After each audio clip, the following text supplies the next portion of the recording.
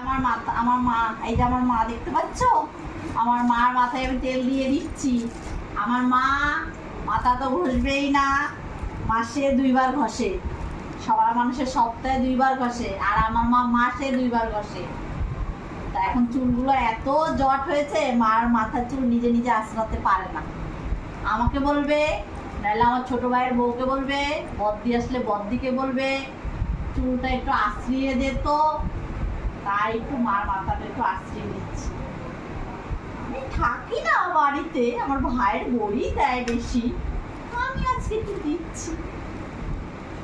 আর এই যে আমাদের চুন্নি, আসো আসো আসো আসো, যাও মনির কাছে যাও, চুন্নিকে দেখবে, মনির কাছে যাও। মনি আসো চুন্নিকে দেখে যাও তোমরা।